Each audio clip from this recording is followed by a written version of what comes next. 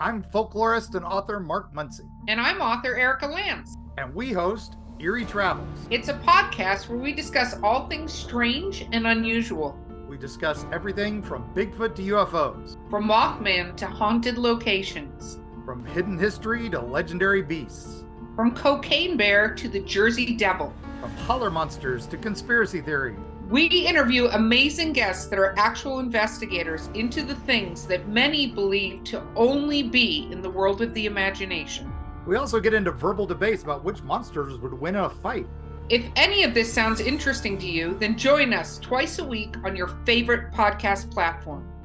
So look for Eerie Travels, and we'll see you on the other side.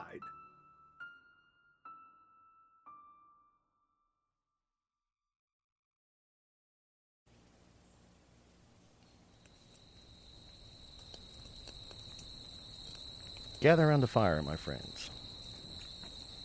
Welcome to the Drunken Cryptids. I'm your guide, Matthew. Here, you'll hear encounters of the spooky, paranormal, the strange, and the unknown. Sit back, relax, and enjoy the show.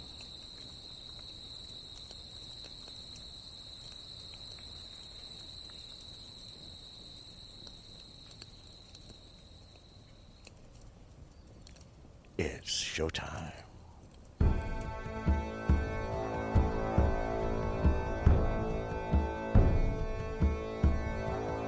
Was these two globes. I don't know how to describe them. And I stood up there and looked at them, and it's like... That how she turned and looked at me, she backed straight up through my closet door. I just couldn't hold it anymore, and I was like, oh my gosh, that was a chupacabra. I was so excited. I am drinking something I affectionately refer to as a Matty Rita.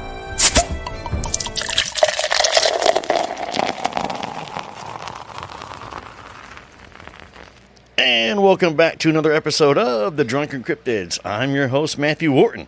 And sitting with me tonight, before we get to the front of the house, we're doing a round table. This is going to be a great episode. So, starting right in front of me, I've got Chris. Chris from the infamous Shadow Stalker episode. Chris, how you doing? I'm good. How are y'all today? Doing great. And, of course, beside Chris, we've got Jacob. Y'all know Jacob. Everybody loves him. Everybody knows him. Jacob, say hi to everybody out there. Hello, everybody. And, of course, we have Mrs. Karen with us tonight. I had to start it off that way. I had to. She'll be here in a minute. That's okay, but she missed it. You're not on the microphone. She'll be here in a minute. You're a little closer. She'll be here in a minute. I don't think it's working. Is it working? It's working. Talk again. She'll be here in a minute. Oh, gosh, Tony, it's too early for that. We're not even in October yet. Well, maybe by the time this episode... No, we should be about mid-October, mid-September when this episode drops. I'll bring my DJ voice into this. That's okay, a little closer. Said you better watch out or I'll bring my DJ voice into this. Now we can hear you. Hey, you got to have it real close to you. You have one of those voices that's kind of quiet but projects, but you kind of have it real close to your microphone. Yeah, I know. Yeah, a little closer. It's Recon. There you go. Oh, Recon. God. I think we listened to enough of that on Saturday. I'm just kidding.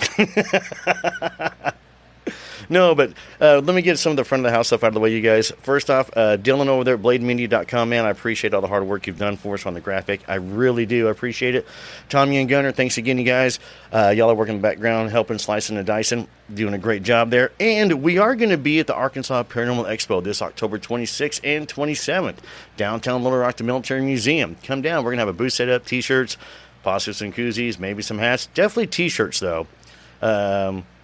Still on the hunt. Maybe by the time this episode drops, we'll have a sticker person, because I think we're out of a sticker person at this point in time, so we may need a sticker person. But hopefully we'll have one. If you've had an encounter and you would like to be on the show, email me, drunkencryptids@gmail.com.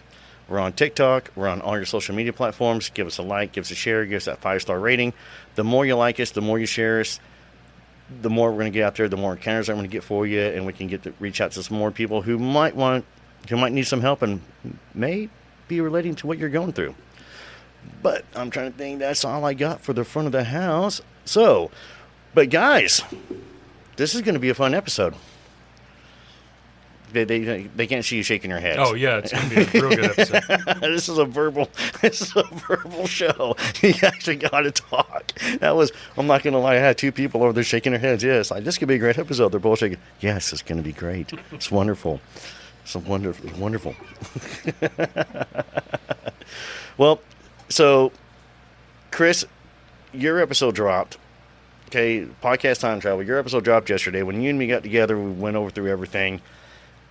And I'll be honest with you, your encounter to me was immediately, I was fully expecting Bigfoot. From what you and me talked briefly on the phone before you came down, I was fully expecting Bigfoot. I fully expected Bigfoot. If you had not been sitting across from me, I would have had a hard time believing the story. The way you sat there, you composed yourself, the way you did it. And this is what I told everybody. I was like, listen, no, this guy made it a point to come down, look me in the eye, and tell me his encounter. Now, I know that's not possible for everybody out there, so just understand that. And it's not a crazy encounter. It's nothing that's far-fetched. But this is a crazy encounter. It is. Yeah. It's I wanted to make a point of coming down, sitting face-to-face with you, like you said, to convey the seriousness of it. You know, because on the phone, you can get a lot of the subtle nuances and everything, but you can't read the person's body language over the phone. And to me, in storytelling, that's part of it.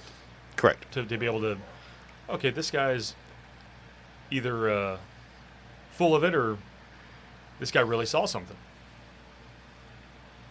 No, you're right. I mean, and the way you carried yourself, the way you handled yourself, you did a great job with it. You did a really good job. So, I mean, it was impressive enough. Even if you hadn't been in front of me, the encounter is impressive enough for me to want to go up there. And we did. We did. We did. So, you, me, Jacob, and Tony, we all went up to the area. The farm. The farm. Well, we'll stick with it. We have code words now. The farm. And to begin the encounter. Tony's over there, like, making hands motion, like, oh, the farm. The farm. So, I'll get another microphone one day.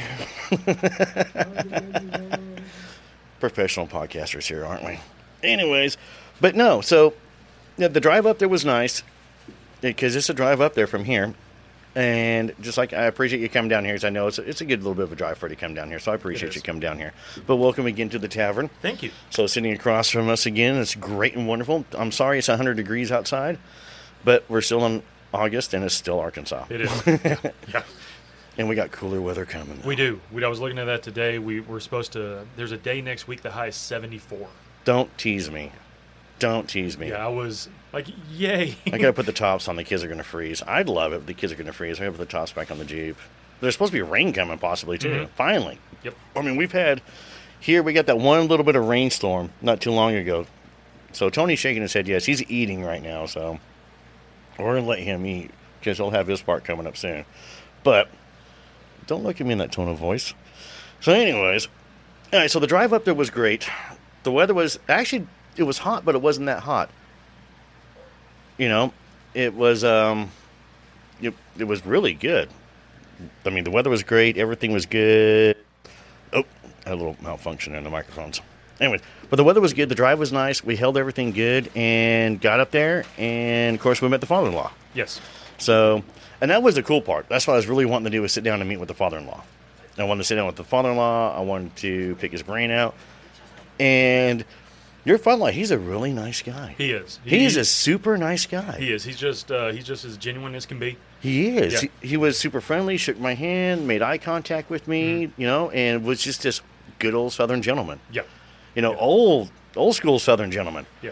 Well, you gotta remember, where we met him was his front yard growing up. Like he grew up out there, and we 13 siblings. 13 siblings, yes. And we have a visitor. Yeah, Jack's back out. Yeah. It's to correct one thing that I said in the original podcast. We went back and we pulled the genealogy on the family, and father-in-law is the third generation to live out there. Yes. So we were able to correct a couple of dates there, and so the thing is, it wasn't owned pre-Civil War. It was owned post-Civil War in the family. So it was purchased in the late 1800s. We know that much. And then father-in-law So he did grow up out there, and I love the story he said about his mom and dad. Yeah. The boat. The boat. Yep. So, as he said, Daddy get in the boat, went across the river, picked up Mama, got her in the boat, took her up to the church. They got married, got her in the boat, brought her back down here. Yep. And I mean, it was point blank. I had nothing to say other than, that's pretty cool. I didn't know what else to say at that point. But, you know, and so, and the way he held himself, I'll be honest with you, I was real hesitant to ask the question. So, have you seen these things? Right. And so I just turned into Matthew and I went, so, have you seen these things? And without skipping a beat, he looked right me in the eye and he goes, yes. All the time. He grew up with his dad would go hunting and come home and say, yep, saw the spirits again. Yep. Saw the spirits out there. You know, and father-in-law says, swears up and down that it's their ancestors, it's, you know, but they've only had the property for a couple generations. Exactly. And I think there's more. And he said a couple of things that really stood out to me. And the first one was about the Black Indian family that was buried in the pine tree under this giant pine that's on the other, it's the property next to yours. Correct. Yeah, that was actually the first time he's ever told me that. Really? Yes, first time I've heard about that. Because I would have figured out how to get to that pine tree previous to the owner of that property putting up his trail camera. So with the pine tree, though, you said that he was trying to, if you'd have known, you would have gone back. Oh, as I was saying, though, that we Google mapped it. Yes. And me and a buddy of mine, because he was curious about the area. And so I was like, and he looked and he goes, so where'd you see? And I was like, you know. And he goes, are those marijuana plants? I'm going to have to look on Google Maps now. All right, dude, you got to check it out. Yeah. You got to check it out. Maybe that's why there's so many cell cameras and stuff. It's a big possibility. It's White County. Yeah. Everybody knows it's White County. But no, so we did do the research up there. We did so talking to father-in-law, and what I liked though is he told me that not only was his dad seeing it or these things, that every time it would rain, they would find all these arrowheads. Yeah. So with the Black Indian family being buried up there, though, you know, I had to clarify. We weren't talking about African Americans. We were talking about, he goes, no, these are Black Indians. And there are Black Indians in our history. Mm-hmm. And some of it ties to the Moors. Some of it ties into some darker complected, where they came in with the slaves. I know the Moors, I think, showed up in the 1500s, you know, right after Columbus did, coming up here. And to where they're looking at the Black Indians were slaves who escaped, got away, and integrated themselves into some of the Native American tribes. And so the DNA carried over, so they were darker complected. Right. So the fact of the matter, he didn't know anything other than the fact that there was a Black Indian family buried under this giant pine tree. Correct.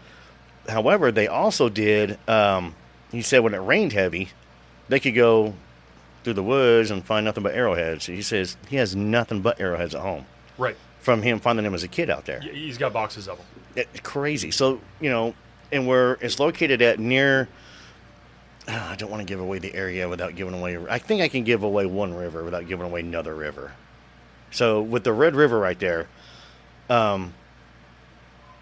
could be a major trading, and maybe where their land was at was possibly there had to be something there. That much, you know, Native American history there. Right. So what if some of the trading that came through, what if something came through with them? Correct. Yeah. Because, I mean, it obviously, I mean, y'all know where it is now. It's between a few bodies of water that are historically known for trade routes for natives. Well, everybody in the audience, the reason why we're being real skeptical about it is because father-in-law does not want this information out there. Does not want the location known. He doesn't want the location given out, to where we were lucky enough to be able to go up there on Saturday, and I was very grateful for the opportunity that he gave us. It allowed us to come up there onto his property about something that's been in the family for a long time, and he doesn't want to turn it to a circus. And as the episode goes on, as we break down more and more and more, you're going to see possibly some aspects on why he doesn't want people out there. Right. So, That's the reason why we're being sketchy on the location.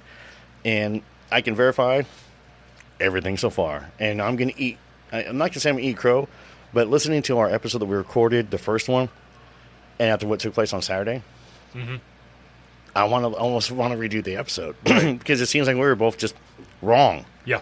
Everything that we talked about almost was wrong in some aspects. Right. So y'all going to hear that here shortly.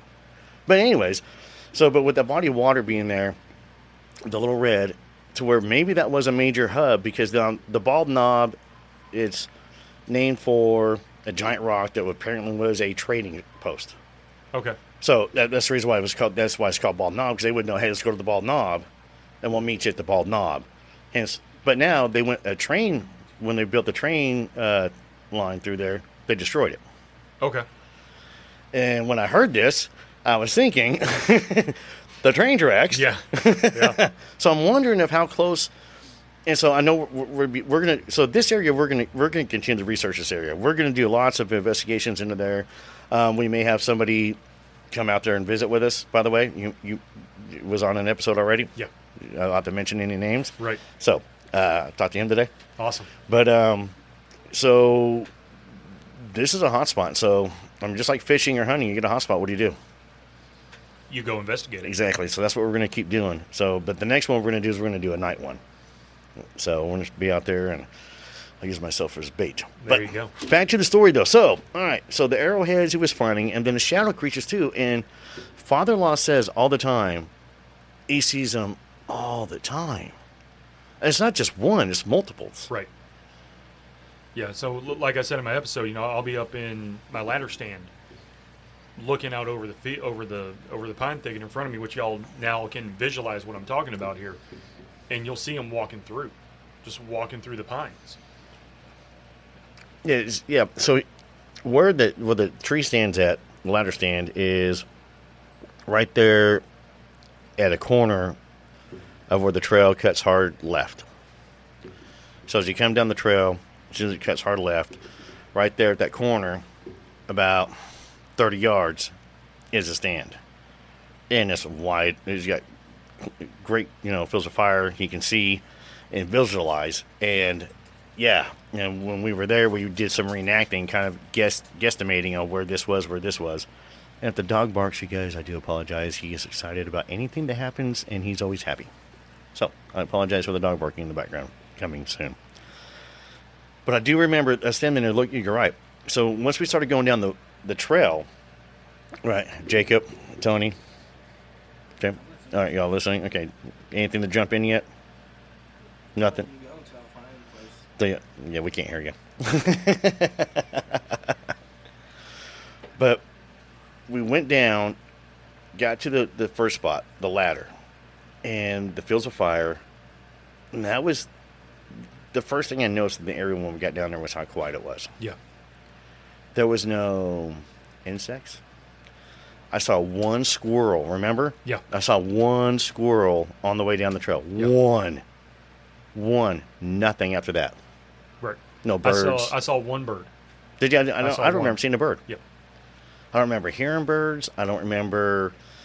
We got buzzed by some insects. I remember that. But they weren't no mosquitoes. None. I mean, we have bug spray on, but normally they're still going to come buzzing around you. Right. No mosquitoes. I think a couple of dragonflies. I think I saw a few dragonflies as well. But there was nothing else. I mean, especially the section right beside them. I mean, they were, so quiet. I mean, you go in there and you couldn't even hear the other section of the woods. No.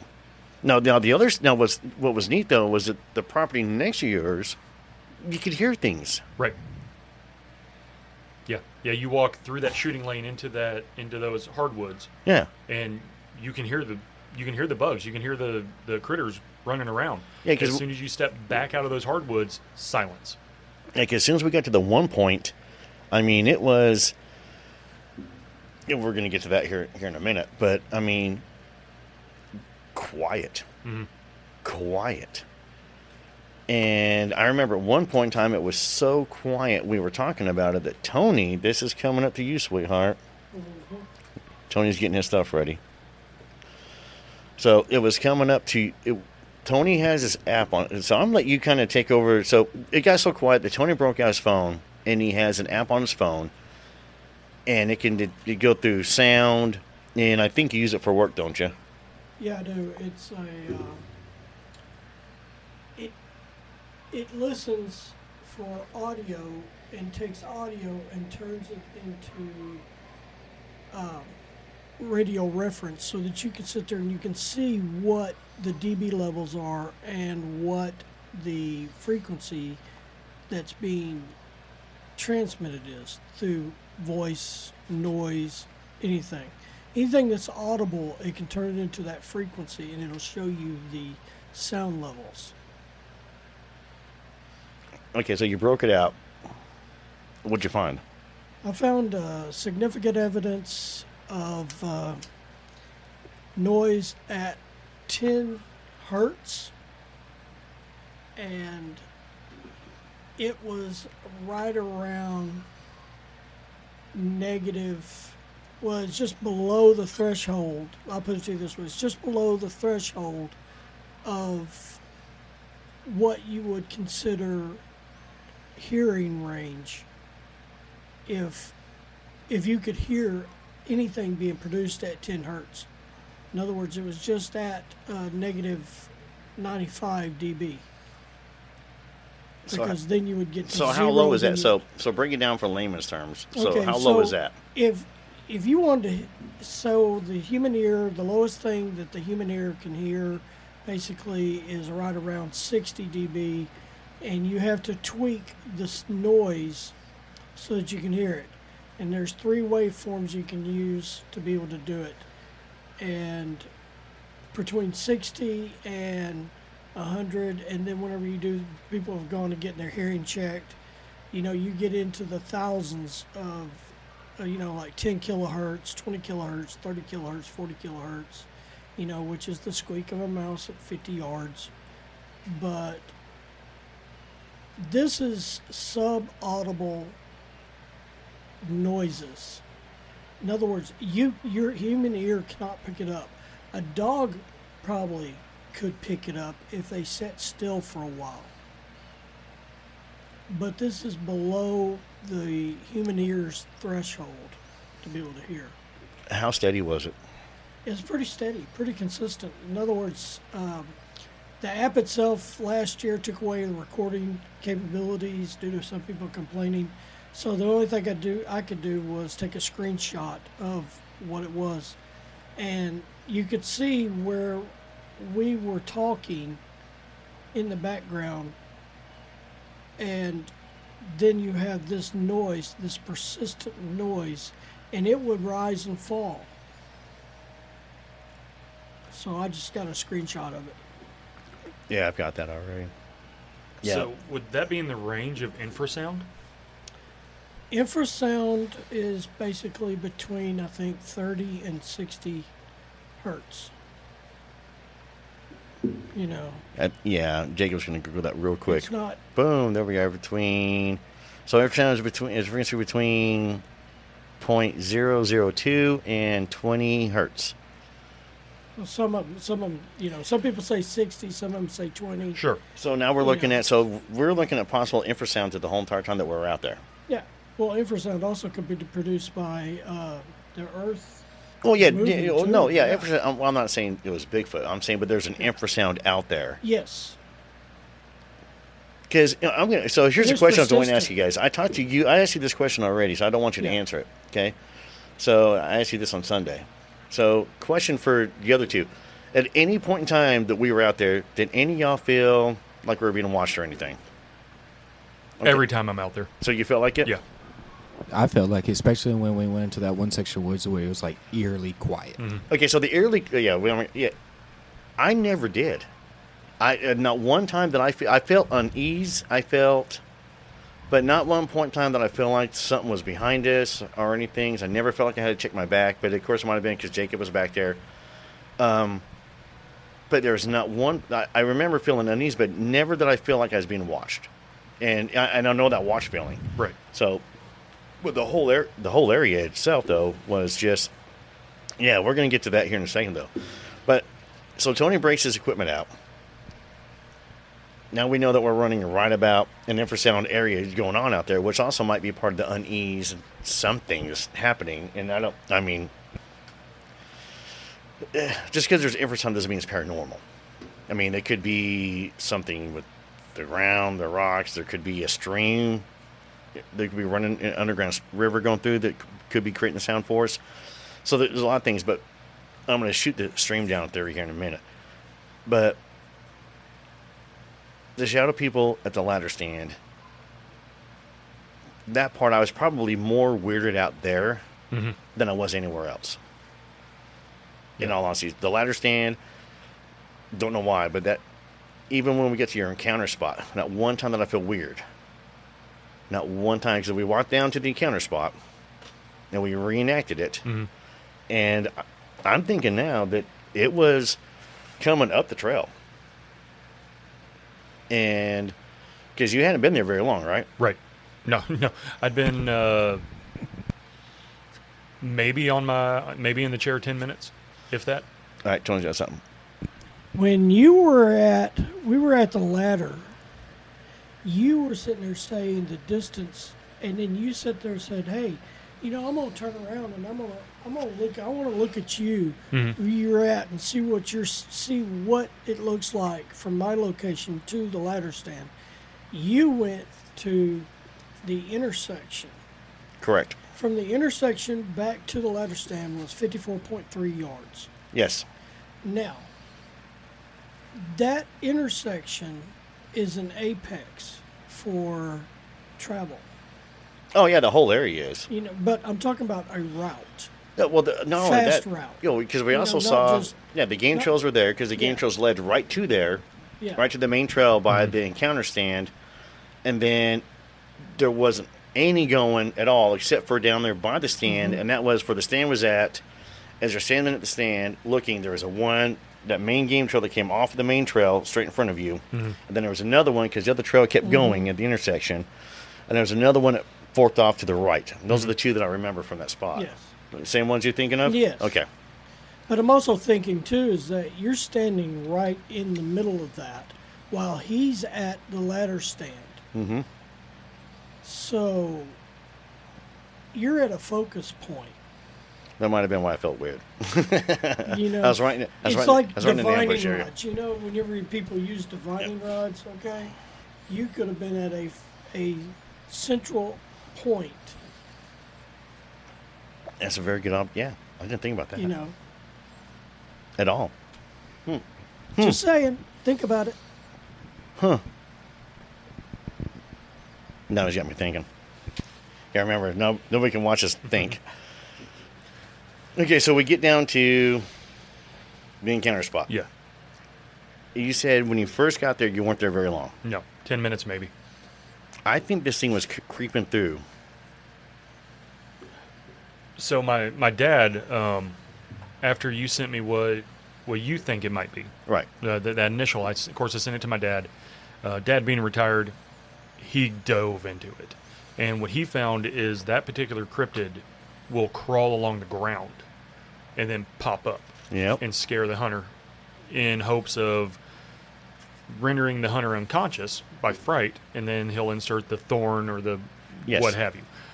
So that got in my head, okay, maybe this thing was, the movement was on all fours. Yeah, because you described the movement as hearing, because you said you could hear, like, the raccoons, you could hear the armadillos, the possums moving.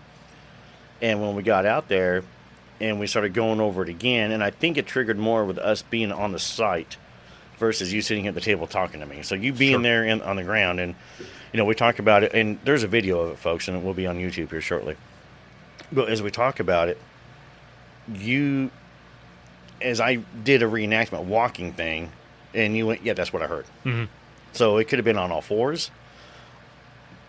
I don't know if it is that particular cryptid. Right.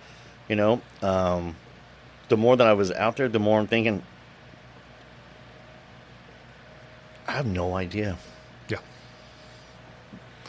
No idea, but I will tell you that Chris from Nevermore Hollows has called it the Arkansas Black Thing. I like it. Thang. Chris, you just named it. The Arkansas Black Thing. So, might as well run with it. It's Arkansas. Thang. We're not going to say thing. We're going to go with thang. We're going to kind of put a little slang on there. But I will. I know that the spot there, the intersection, I was creeped out. Once we got down there, and what gets me so much about your encounters, we're doing the reenactment, and you saying it was faster than we were moving to get up on you. I know that you said you were down, you pulled the 45 out. By the time you got it over your waist, it was over you. Yeah. That's fast. And I mean, yeah, I understand. I mean, we talked about why you didn't pull the trigger. And, the military in me pulled the trigger, and the law enforcement in you didn't. But I also think there's another reason why as well. And it goes back to what Tony was talking about, this infrasound thing. Mm-hmm. So I think this infrasound does more, like with my encounter that I had at Fort Hood. Man, somebody's hitting hard out there in that base. No, or their pipes are doing. Oh, that was a car. That was your neighbor? Yeah, That's crazy. Tony lives right around the corner. Okay. I love Arkansas. I really do. I love this place. And I mean that. I'm not being sarcastic. Don't laugh out there. But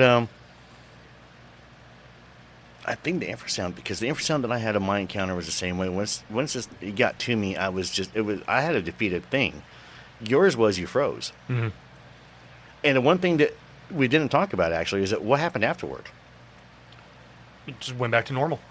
Well, what'd you do? It went off. I kind of sat there for a minute to make sure it wasn't going to come back.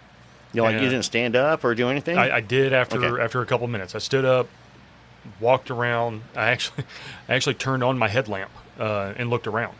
The actual white light, not the red light of my headlamp. Looked around and composed myself, reholstered, and sat out there for 12 hours hunting. I don't know if I'd have done that. I probably would have got up and been looking. But it makes me wonder, too, though, whether there was something to this infrasound thing or whether it did do something. I mean, is your timeline for the day accurate? I mean, any missing time, any lacking in time, 30 minutes gone? No. An hour gone? No. Well, of course, hunters can attest to this, that time can get away from you while you're sitting out there. You think you've been out there an hour, you look down at your watch, you've only been out there 10 minutes. It's like fishing. Yep. Yep. Man. I mean, because this is a first for me, which is an awesome first for me, because, not only did you and me discuss the encounter, then we went out to the site location. Mm-hmm. And we're actually going to be going in a week and a half to another location. Right. As of this recording, we'll be going to another spot to investigate another encounter. But, which will be a lot of fun. I think so. Yeah. It's closer. Okay. That'll work. Yeah, it's closer. It's about 30, 40 minutes closer to the location for next weekend, Tony. I like you just shaking his head yes. But it is in White County. Yeah. I'm waiting for him to... Are you working or something over there? Are you still at work? Oh, you're playing with the sound waves. Tony's our sound guy. We'll call you Tony the sound guy. I'll call you Tony the sound. I'm going to come up with some weird, like, Italian mobster name for you. I really am. I don't know yet. I might let Chris do that. He doesn't even care. If there was a camera on us, you guys, right now, y'all be like, why is it so quiet? Because we're staring at Tony playing on his phone. We're distracted at Tony playing on his phone. Really don't give a damn as long as you don't call me late for dinner. Oh, my gosh. Anyways, back to the encounter, though. So, I thought I had an answer for us last week. And, part of me still wants to lean that way. Another part of me doesn't. I don't know. My gut's telling me no. Yeah, I've but been it fits. research. Yeah, it fits. It fits certain criteria of what it did, mm-hmm. but it also fits certain criteria of Bigfoot. It Right. also fits certain criteria of Dogman. It Right. fits certain criteria of the fairies. It fits certain criteria of all of them. Mm-hmm. So this is not one.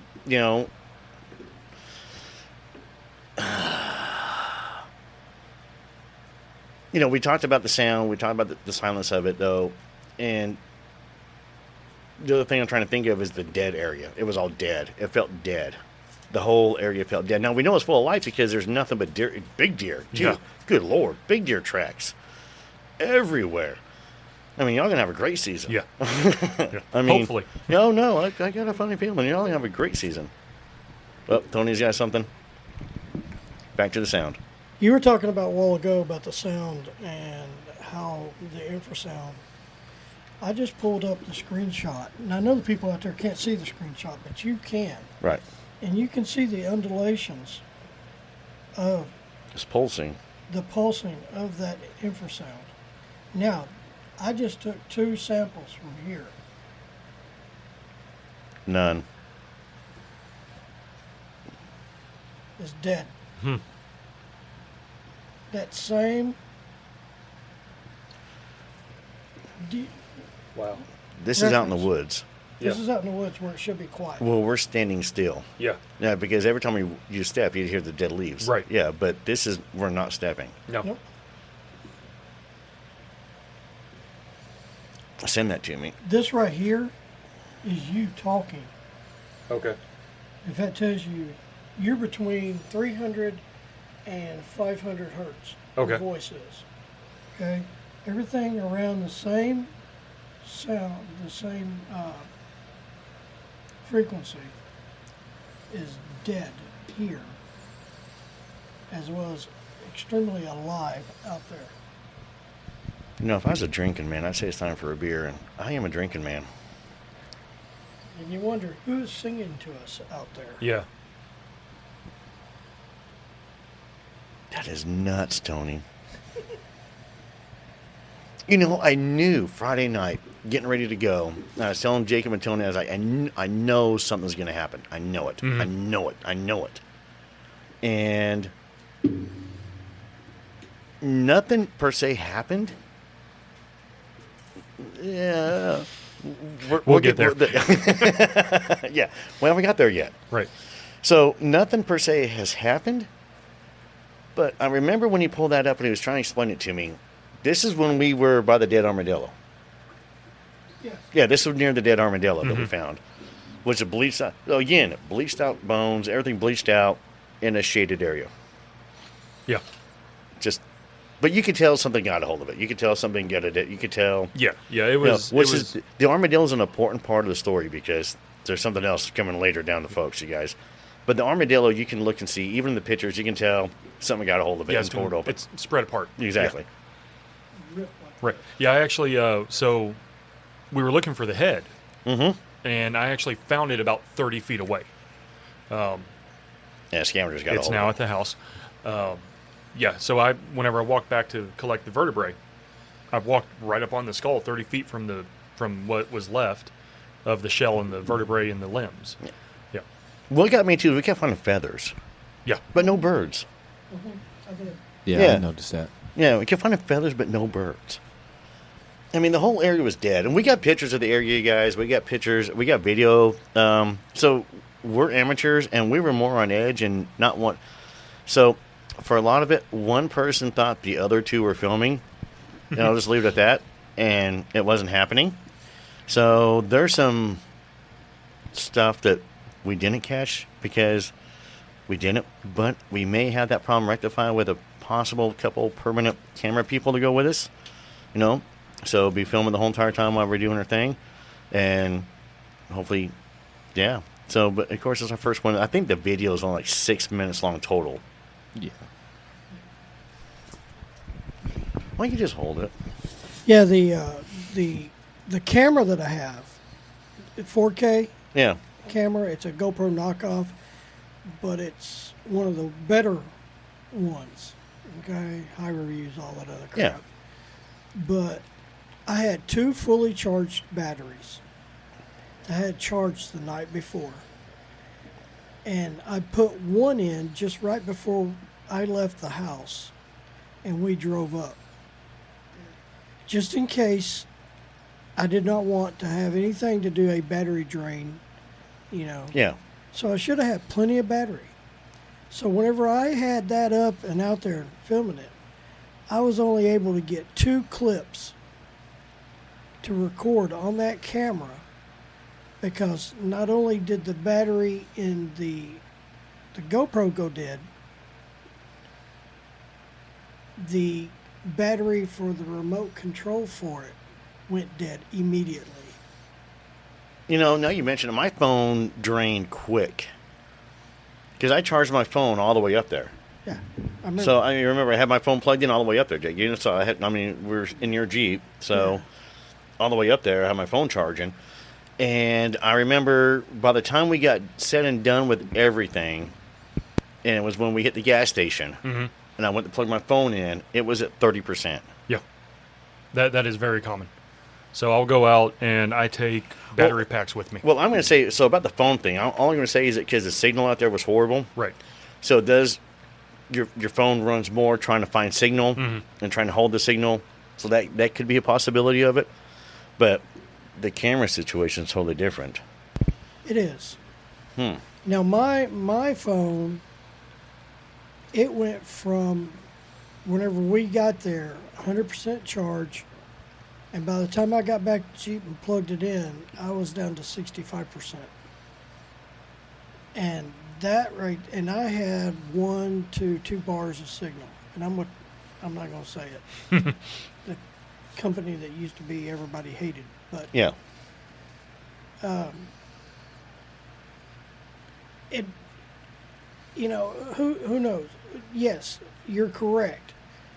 And this is part of what I do for work, is explain to people, if you do not have signal and your phone cannot find a tower, it will burn more juice looking for a signal. But if you have a signal, be it 1 bar, it's not going to burn as much juice. It should not, because it has communication.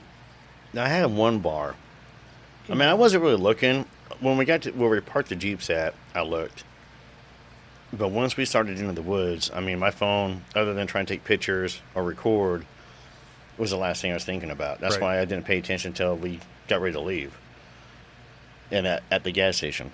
See, and that's what I was looking at, is I was looking at signal. Oh boy, my cameras have gone dead. So now I got to switch over to my phone, and I took a few videos with the phone. The audio levels were crazy because normally what we were hearing for the crunch was a soft crunch. The phone was picking it up as a loud. Oh, it was like crunch. I mean, it was like we're doing this right next to the microphone, crunching leaves right next to the microphone. Really? Yes. Yeah, it was loud. Yes. And Now Jacob got some good on his phone too, though. So he did good on his video that he ran of the reenactment that we did. Okay. Because at one point I thought that's what you were doing when we were down there coming up that we haven't talked about yet. I thought that you were recording. One spot I was. The only spot I saw. So did you record down there the spot we haven't talked about yet? Because you only sent 1 video. Yeah, Well, the only spot I recorded is the reenactment. okay, because I thought you were recording over there at the WTF spot. That's how I'm going to name it. That's a good name for it. That's I a think. good name for It's a it, good name yeah. for it. WTF spot. I don't know what I was doing. I think I was taking a picture or something. You didn't send it because I was trying to look. You might have to go back through your phone, double check it. Yeah, because I know I took a lot of pictures. Okay, of the, we are professional podcasters. We are horrible documentary people. Okay, just so y'all know that we are horrible at this. This is our first time. Y'all work with us, okay? I'm sorry, we were too excited to find something.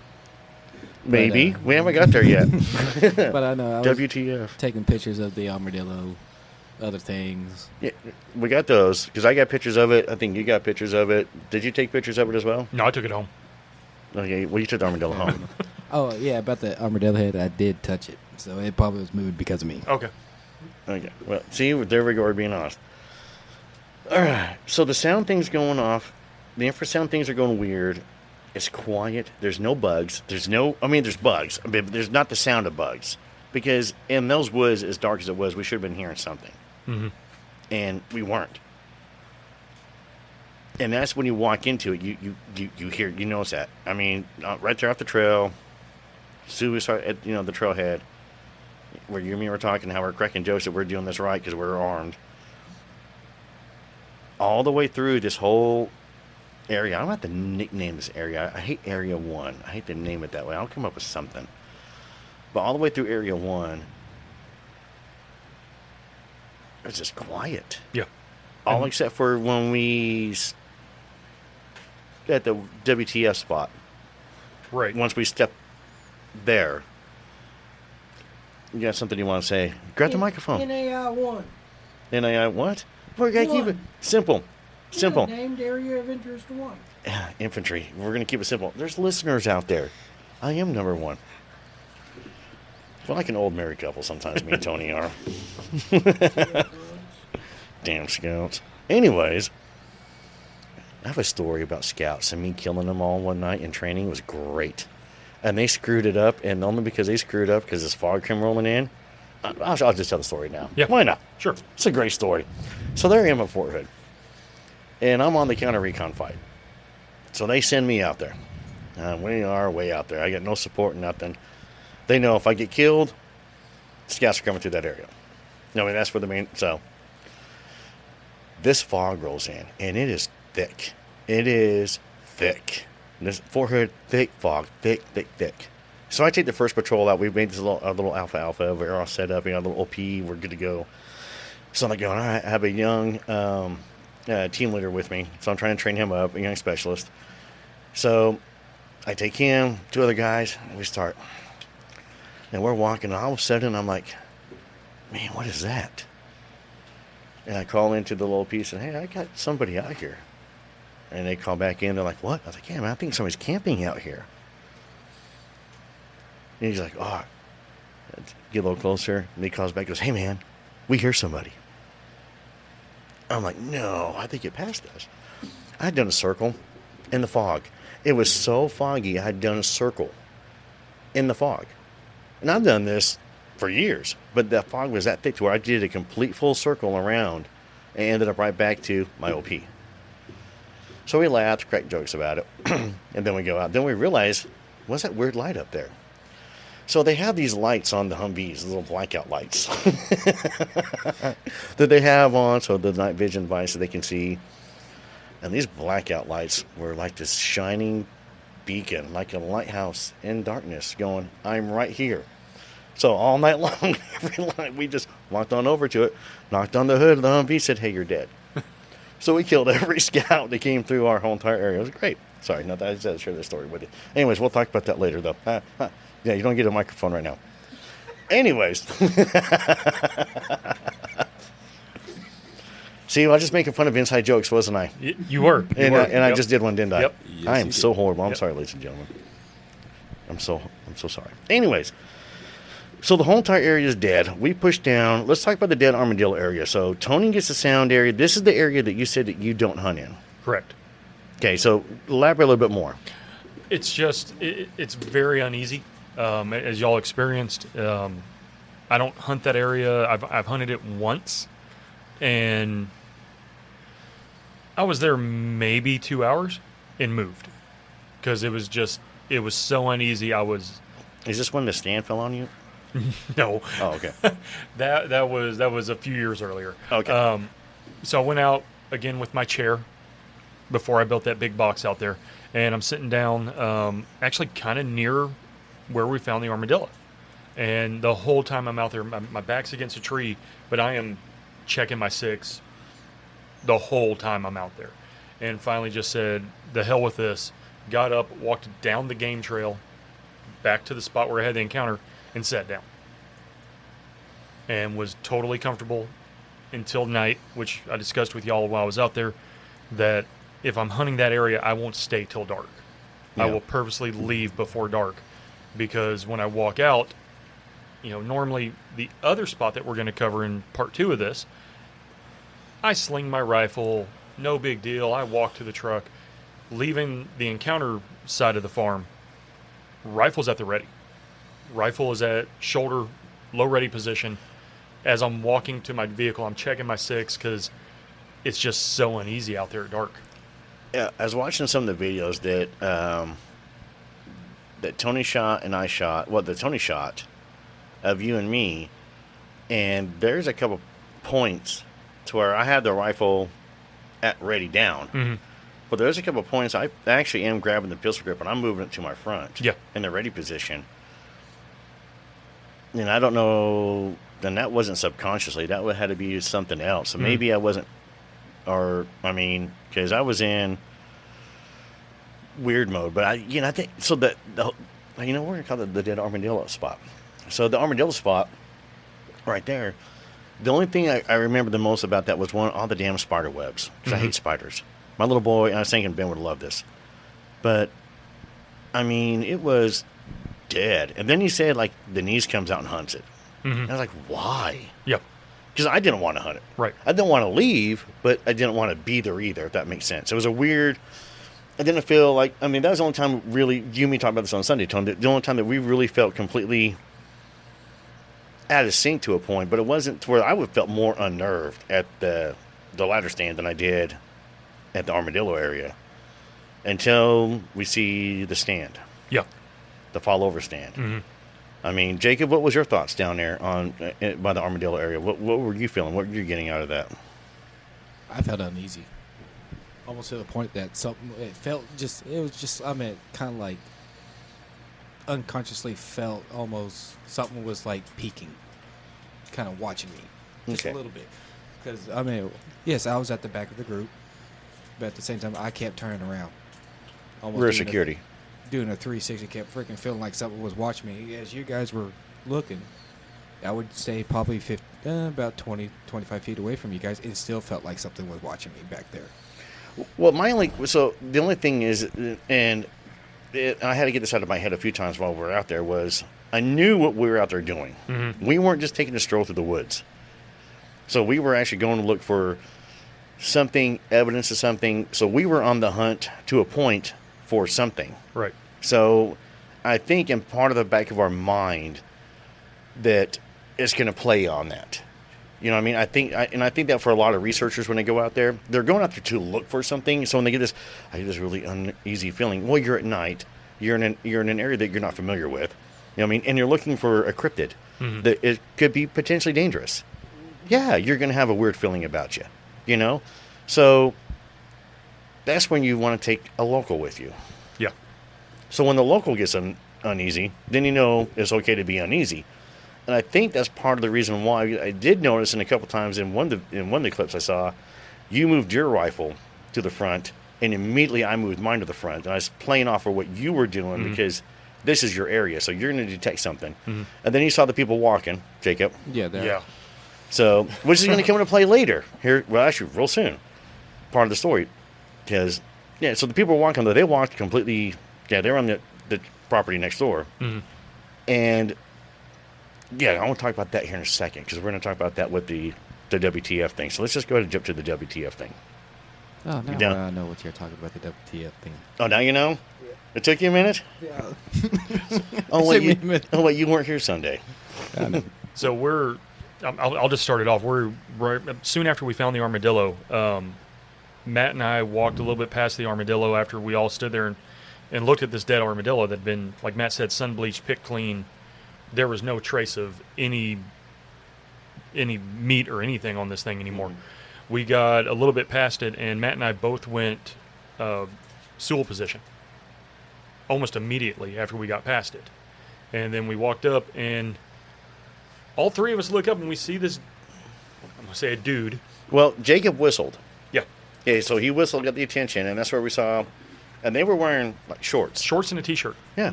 And this is thick woods. Mm-hmm. Oh, I only just saw the dude. I just saw the dude. I saw two. I saw two people. I only saw one. I saw two. That picked my attention when I saw I the saw one two. person. I saw two, and I saw a guy. Because at one point we were standing there by the armadillo. I remember thinking, am I hearing voices? I remember thinking that going, That's what I thought too. And then once we started moving and we went to the front, that's when he had the whistle out. And you took a knee, and I did the froze, look, watch, and I think that's probably why I saw the two. Because he didn't, Tony didn't drop either. Yeah. I took the knee and shouldered. Yeah, so we observed the two that moved to our left. So they moved to the west. Right to left. Yeah, they moved. They moved to the west. So I told you he was going to bark eventually. He's just so happy to be outside and see other dogs. or something. Probably a squirrel. Probably. The squirrels over here tease Jack. I want you to know that. And the birds do the same thing. To where he just plays along with them. But we saw the 2 kids moving. I'm going to call them kids. Move off to the, out to the west. They move right to left. And we waited. Mm-hmm. We probably waited a good about 15 minutes right there. And that's when we were talking about the sound. We were doing all this stuff right there. And you were going to show us, because we were making fun of the tree stand. Yeah, or the box blind. The box blind, yeah. the collapsed on you. Yeah. So I'll let you tell that story real quick, and then I'll pick it up from there. So you walk us over to the box stand. So my father-in-law took me out, put me in this box stand that one of his brothers built, and I'm up in this thing. It's a good 9 feet off the ground, and it is built out of scrap wood. I should have known better.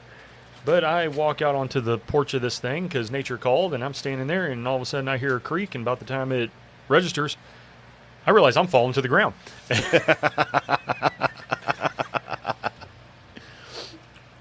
Oh, man. So, you're walking us over there to show us this thing, and you're showing us the edge of the property. Mm-hmm. Here's the edge of the property.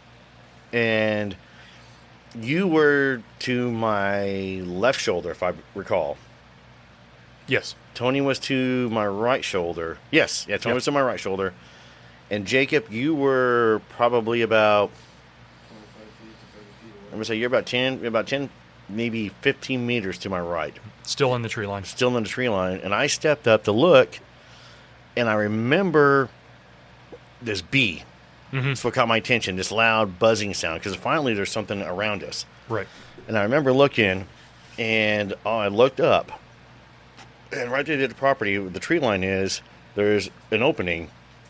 There's a set of trees that was right about my 1230. Mm-hmm. I mean, just barely off my 1230. And I remember I saw a shadow in the trees. And I remember looking at it, and I remember thinking, oh, that's too dark. That's too dark. And then I said, WTF is that? And I raised the rifle up. I was trying to zoom in on the scope. And I couldn't drop on it quick enough on the scope, so I rotated the iron sights, zeroed in, could see it on the iron, rotated right again. Well, rotated again on the scope, and that damn branch was like right in my way. So every time I did, the branch was screwing it up, and I rotated again. It was there because if you remember, I did this a few times. Mm-hmm. I flipped back and forth a few times pretty quick. Yeah, and so I'm slowing it down for the story. Go back again, identified it, rotated again to try and get a clearer picture of what I'm looking at, and nothing. Go back again, and it's gone. So that's the WTF moment. So whatever it was a big black shadow thing, and we lased it too. What, 74 yards, Tony? Yes. 74 yards. We lased it 74 yards away, and it was big enough at 74 yards away to be a big silhouette in the trees.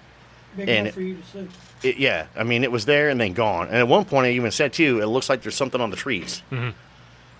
So, because I was looking at that through. I couldn't get on the scope at all. I couldn't get. So it was the binos that I used it on. I saw something, and that was the WT, whatever it was. And again, so like 50-50 means like going trick the light maybe, and the other 50-50 means going, did we see something? Right. So I'm on the fence. I'm going to be honest and say I'm on the fence. So part of me, I mean, if it came down to it, if I had to go a lie detector test, I'd probably go with a trick the light. Sure. But it disappeared. Right. Yeah. And that's how it is out there. It was a matter of seconds. It was there and gone. And I remember that.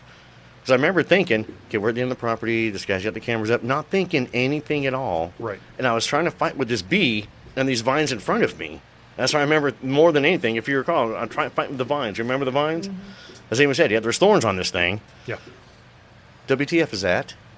And that's when I realized there's something black right there just staring at us. It was maybe 10 seconds total, I think, is how long it lasted. It was gone. Because I know you guys are trying to move up. You're trying to get your binos out. Mm-hmm. And you were coming around, and Jacob was moving down the tree line to get closer to us. But that's when I thought you had your camera out recording. I thought because it looked like you had your camera held up above your head at one point in time when we were down there. I probably could. Well, you didn't send it into the file, which is fine. Didn't. But again, too, though, I had no weird feeling, though. Yeah. I mean, there was like no anything malicious. It was nothing like, I felt anything. But I do remember we stood there we looked for about 10 more minutes, and then I was the one wanting to leave. Yeah. I wasn't, yeah, that's right. I was the one that wanted to leave, wasn't I? It wasn't y'all, it was me. Yep. Because you wanted to wander back over to the stand again, cracking jokes, and I'm the one, hey, let's go. Yeah. But at the same time, when you went where you saw the WTF at, for the audience, just let you know, there was no wind blowing. So whatever it was it moved itself. Yeah. Yeah, there was no breeze. I remember that quite well. There was no breeze at all. And then you tried to point it out to me, trying to figure it out with my binoculars, and I still couldn't find it. Those 3 trees are right there, though. I can still picture those. I can picture it. Well, it just happened the other day, so obviously I can feel like it was yesterday. But, there's 3 trees right there, and it was this one, it was right here between the 2 is where it was at. And I know y'all can't see on the audience, but I'm showing everybody else on my fingers. It was right here. And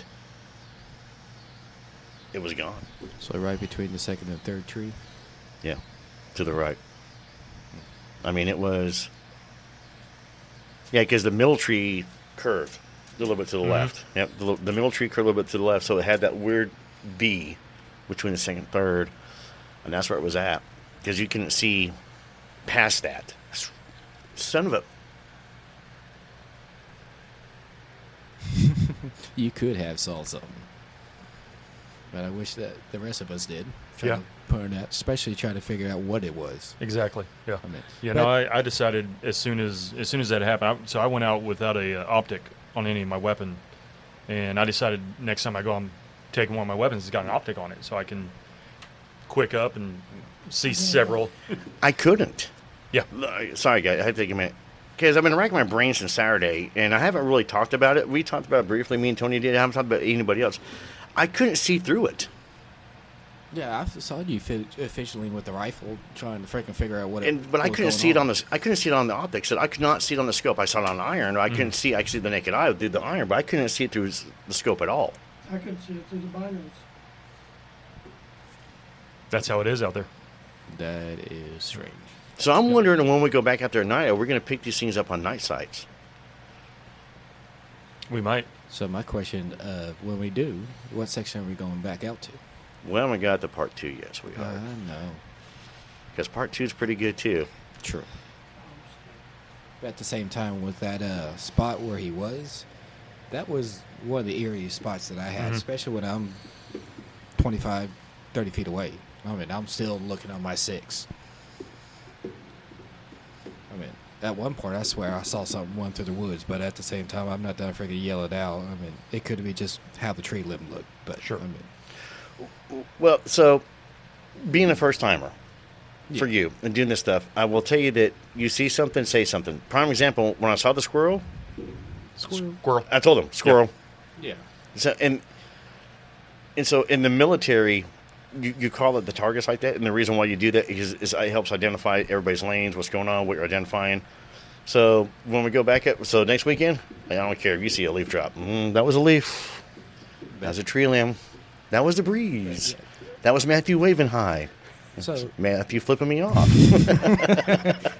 What is Matthew doing? Matthew's peeing in the woods. But yeah, this is the when it was just out of the corner of my eye, so that's why I was like, man, it was probably a tree limb or whatever. But that's when we were walking down that lane going to the collapse stand, and we walked horizontal with the ditch, and before he saw that, and I was just, like I said, just barely turned and looked, and it looked like something did this, run behind a tree, and it was just like. So it looked like a side profile? Yeah. But it was something skinny. Sounds like them we've already heard about so far. Tony, what do you encounter anything over there? Because we're not done. We got one more encounter in this area. One more. I encountered 3 guys looking for cryptids while I was trying to identify anything physical or natural phenomenon that was going on. And from my training on Jacob's encounter, we're taught as you're moving through the woods, okay, you're flowing past things, okay? It may seem like they're moving, but they're stationary. You're moving, but it can be an optical illusion. But where it gets different is when you're moving and whatever was stationary is now moving with you. Mm-hmm. So that's where you have to be receptive to that phenomenon. Be looking for that. You're looking for things that are moving with you, away from you, towards you, not something that was something that's stationary, but as you're moving away, it's staying there. Because it may look like it's moving, but it's actually flowing away from you in movement. And so I was studying the ground cover, okay, how the forest floor is made up, what type of trees you have out there, the ground cover, the lack of ground cover, how the forest floor in that first area had a whole lot of leaves, but not a whole lot of brush. Mm-hmm. Okay, unlike the second area. Mm-hmm. Okay, because that first area, the area in itself was more dead. And we looked at the different types of trees and the different types of leaves, that how they can affect ground cover growth as opposed to trees that can enhance ground cover growth. Well, the thing is that every tree that you were identifying too, though, ready for this one? Every tree that I looked up said the same thing. Perfect for small mammals, perfect for the brush to grow, perfect for this. Ready? None of that's happening out there. I know. Why? And this is why I'm going to say there's no river. Mm-hmm. Yeah. So I can't say there's not enough. So I don't know. Father-in-law states in that area he was finding the arrowheads. Yes. Not area 2. In that area he's finding all the arrowheads. I think there's something that has to do with the Native Americans trading using the Little Red. Not a cursed land, because there's obviously you're hunting quite well in there, or you wouldn't be in there hunting at all. And the tracks of the deer that we saw were, dear Lord, huge. Huge. I mean, there's nothing but deer tracks through there. I'd be hunting in there too. The point is that there's something else going on, because just that one section, everywhere else was fine. Mm-hmm. You like. By your encounter, we started walking into those woods. We started walking those. I'm not done with you yet, sweetheart.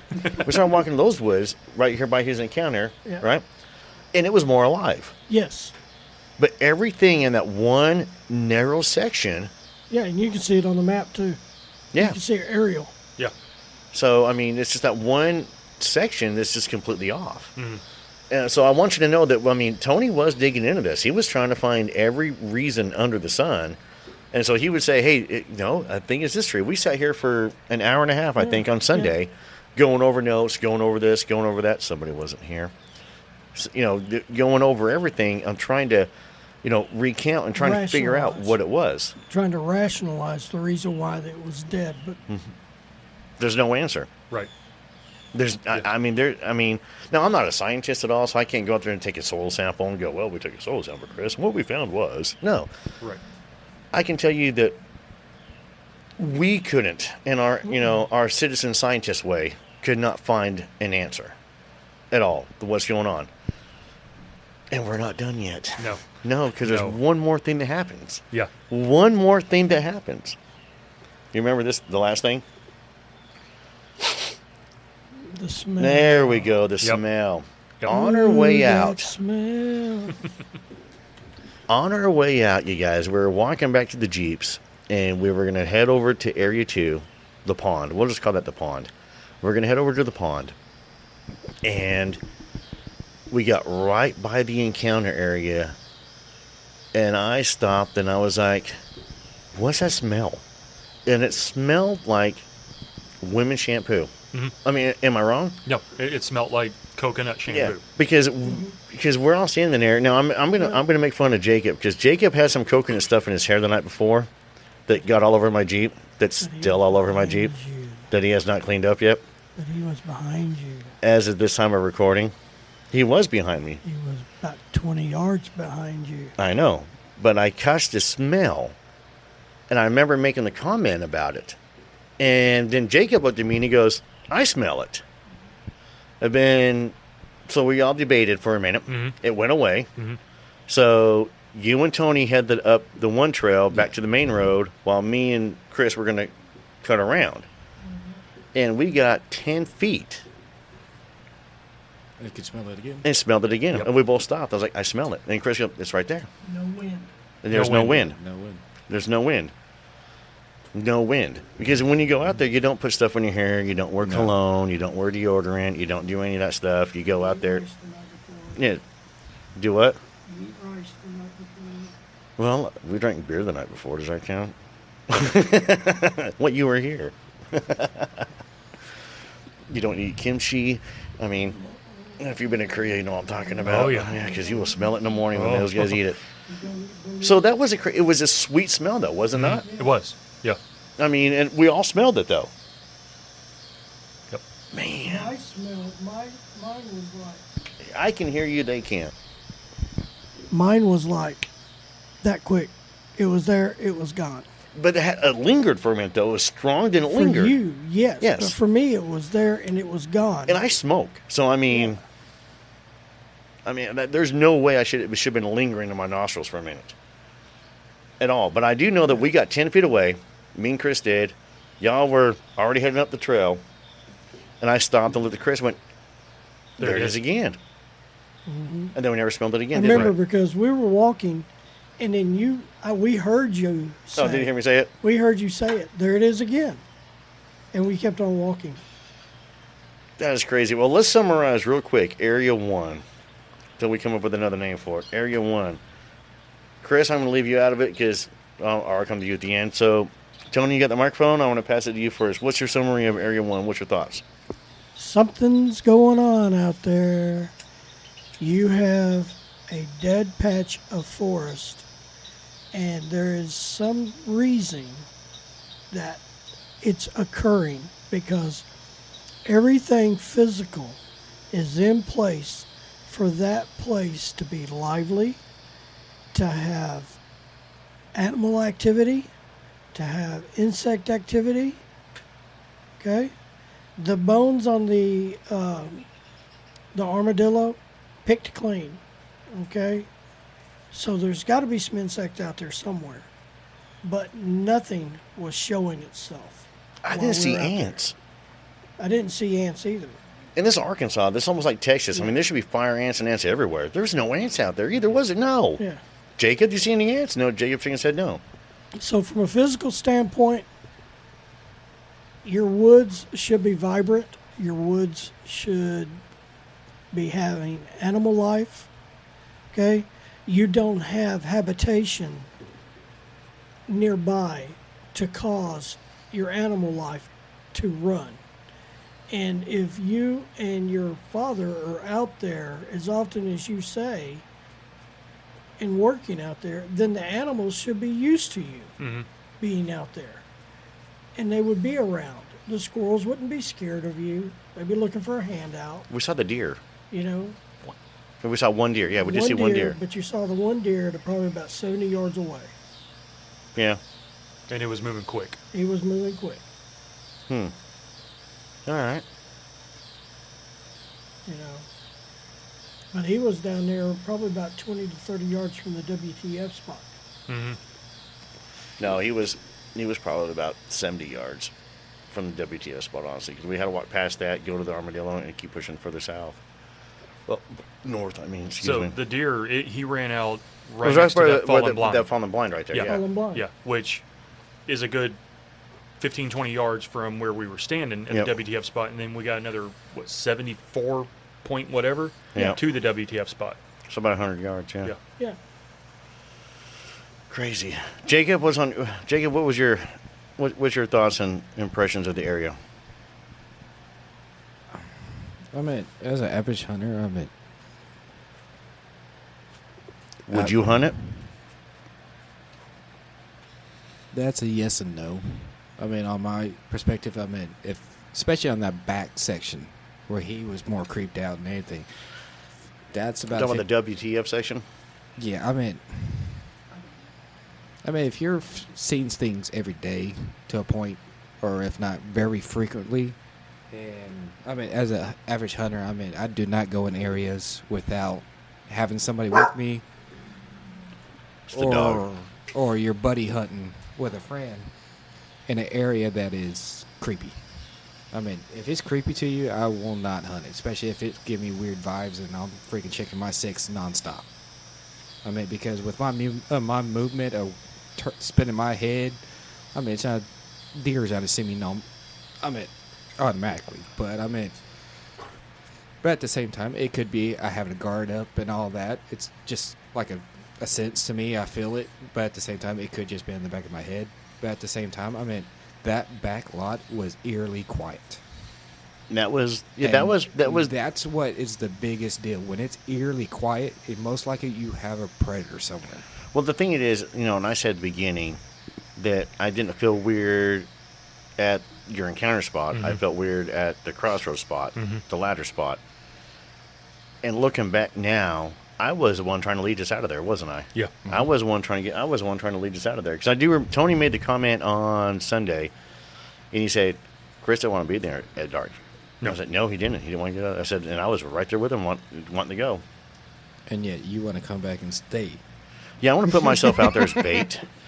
I want to bait myself, but I'm not stupid about it either. I want to be armed, but y'all are going to be within. Yeah, we're all going to be armed. We're going to be within launching distance. To jump in. There is something going on the property.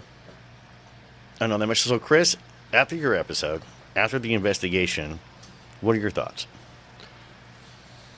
So, my daughter listened to the episode the night that it dropped, and she wants to go hunt that area now. She was rather mad at me for not taking her over there last season. So I think we're going to hunt that area this season. I feel the same way I felt before we did the investigation. I'm perfectly fine out there during daylight. I don't like being out there at dark. Y'all saw how I was acting. It was getting late. I'm like, okay, if this is wintertime, it's dark out here. We need to get the hell out these woods. And I started getting them creepy feelings as we were walking out. But no, I'll be right back out there this season, trying to get some of them big old deer. They're big out there. Well, maybe we leave you up at the Jeep with my 50-watt GMRS radio, and you can act as radio relay for us with our little handheld 5-watters. Actually, we put the daughter in charge of that. Yeah. Yeah. I was just thinking I'm gonna. You know get what? the I'll bring father-in-law. I bet my daughter would get a kick out of this too. I'm not gonna lie, but they are not good. My daughter's not going to the woods either. I'll tell you that because yeah, I'll go into any woods, anytime, anywhere. I'm the same way. Yep. It's from the first one just- killed in every horror movie. I'm sorry. Y'all are more receptive and have more. Your empathy channels are open more than mine are. I've seen too much bad juju in my life, and mine is hardened. In fact, I have a hard time crying at funerals. I just don't. So the way I look at it is so- this, Tony, and I'll be honest with you. So with your experiences, I think in some aspects you're probably more open to it because you felt it. And not only did you feel it, but you were trying to rationalize it. And you were trying to dig everything up to where Sunday morning you came here and you had it solved. Mm-hmm. Sunday morning you had it solved until I started going, nope, look at what it says. Nope, look what it says. And you're like, son of a. You had it solved, and I think that you are probably more empathetic than you realize. Honestly, I want to say empathetic. You were more open to it than you realize. And I think most people are. If you spend any time in the woods, you're going to know when something's wrong. Oh, I know when something's wrong. The problem is, too, though, is our military minds, tying in with law enforcement minds, you're going to go to the first rational, natural thing that you can cling on to rationalize it. My encounter there at Fort Hood, I stuck to, and Jacob's told the story numerous times. I have stuck to, through a majority of that encounter, in my mind, that it was people out there messing with us. Until it wasn't. And then that's when it just went completely. South. And you and me will talk. It went south on you. Yeah, you and me will talk off air about this one though. So on that token, so my thoughts on it is, I'll be honest with you. So I am completely, absolutely. If I could go and do the episode again that we did, Chris, I would re-record it all over again. It's a great episode. It's a great episode. I mean, my little sister, shout out, love you, Stephanie. My little sister called me this morning, all excited about it. So, and I told her what we were doing and what had taken place, and she's just chomping the bit to where my phone's been blown up a little bit from her already about it. And she's all the way in South Dakota. So, I honestly think there's something, I believe there's something truly paranormal going on that section, and I think it goes back to the Black Indian family, and it goes back further than that. I think that this was a trade area. I think they used the rivers to navigate, to conduct trade. The soil is obviously great for planting. There's no pastures out there. There's nothing like that out there at all. It's perfect for... Man, again, I don't have no idea, Chris. I mean, like what we talked about last week, what it could be. I mean, I just the plays on it, but I don't. It still could be. I don't know. I mean, I do know that I'm grateful that Father-in-law hopefully will let us come back out there again. I talked to him Sunday. He's all for it. Is he all for it? Yep. Okay, so which is great, because we'll talk a little bit off air as well, because I had some other people talk to me. Yeah. So this is, when it's hot, what do you do? Right. So, This is hot. Tony, final words? I am going to gift you a section of grass mat that is probably give you about a foot to 2 foot of it. Okay. It's on a roll, and it's probably about a foot to 16 inches wide. Okay. You just put it on the ground, and that ground out there is wet enough and you're going to have natural rains coming up and everything else, okay? If the grass grows, okay, you have good woods that's capability of producing ground cover. If it doesn't grow, you've got an issue. I wonder if it's a mushroom issue. Could be. You know what the largest living organism on the planet is? It's a mushroom named Bob in the Pacific Northwest. Yeah. Roughly 220 acres squared. Wow. Underground. How they found Bob is, you're going to love this one. I just listened to this episode on Uncomfortable today. Love you, Eric. To where Justin from Cruise of Corn is a big... I'm going to have Justin on the show. And I'm going to have him break down the mushrooms and break down Bob. They were out there in this national forest, and they took a core sample. Right? They go back the next day, and about 100 acres of wood, dead. Wow. Dead. Bob is probably about 40,000 years old, if not older. They have some people estimate. Yeah. And he is entwined into every tree, everything. I mean, it's where he controls everything that goes on out there. Yeah, look this up. This is fascinating. And so when I was listening to the episode today, which I find funny, I think to where this is where God sometimes kind of puts little things in our, hey, listen to this episode, or hey, look this up, or hey, look into that. And so, I mean, maybe, because I do remember at one point in time those giant mushrooms. Yeah. And I have them on the film. I got pictures of them too, those giant mushrooms right there. I walked over and took pictures of them.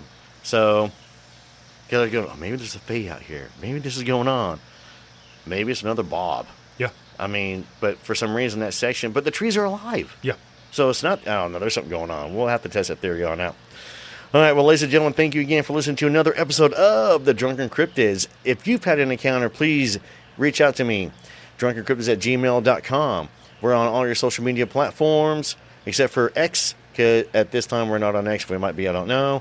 We are everywhere. Please give us a like, give us a share, give us a 5-star rating. And the more reviews you leave us, I mean, the more encounters we're going to get, the more people are going to hear about us. Please like and share us. I appreciate all the support, you guys. Thank you very much. I appreciate it. And a last final thing, if you guys like donuts, go check out Donut Envy here in Sherwood, Arkansas. Well, I'm not in Sherwood, but they're in Sherwood. They're a food truck. They're a pretty good group of people. They seem to be fans of the show. So Donut Envy, man, I appreciate you guys so very much. Y'all stay safe out there. Till next time.